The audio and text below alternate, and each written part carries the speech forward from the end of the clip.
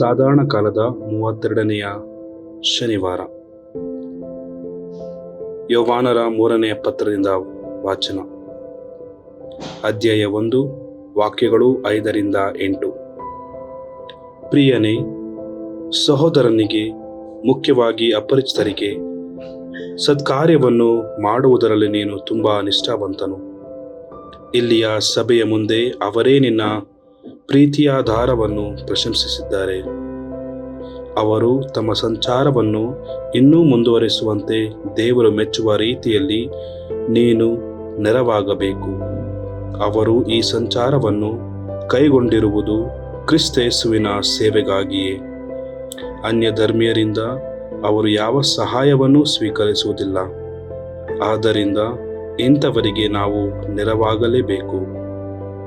ಹೀಗೆ ಸತ್ಯಕ್ಕಾಗಿ ದುಡಿಯುವವರೊಂದಿಗೆ ನಾವು ಸಹಕರಿಸಬೇಕು.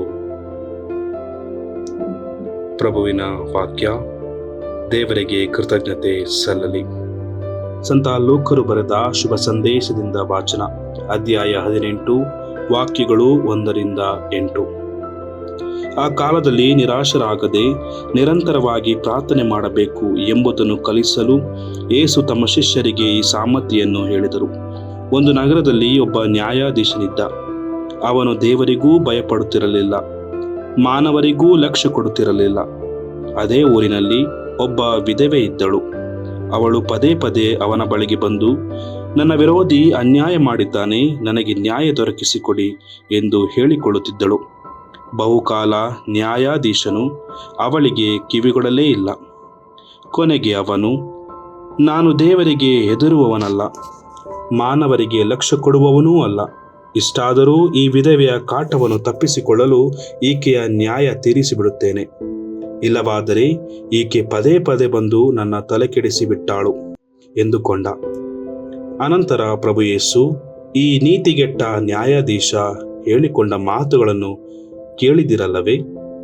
ಹೀಗಿರುವಲ್ಲಿ ದೇವರು ತಾವಾಗಿ ಆಯ್ಕೆ ಮಾಡಿಕೊಂಡ ಜನರು ಹಗಲು ರಾತ್ರಿ ತಮಗೆ ಮೊರೆ ಇಡುವಾಗ ನ್ಯಾಯ ತೀರಿಸದೆ ಹೋಗುವರೆ? ತಡಮಾಡಿಯಾರೆ? ಶೀಘ್ರವಾಗಿ ಅವರಿಗೆ ನ್ಯಾಯ ದೊರಕಿಸಿಕೊಡುವರೆಂದು ನಿಮಗೆ ಹೇಳುತ್ತೇನೆ. ಇಷ್ಟಾದರೂ ನರಪುತ್ರನು ಬರುವಾಗ ಜಗತ್ತಿನಲ್ಲಿ ವಿಶ್ವಾಸವಿರುವುದನ್ನು ಕಾಣುವನು ಎಂದರು. ಪ್ರಭುವಿನ ಶುಭ ಸಂದೇಶ. ಕ್ರಿಸ್ತರೇ ನಿಮಗೆ ಸ್ತುತಿ ಸಲ್ಲಲಿ.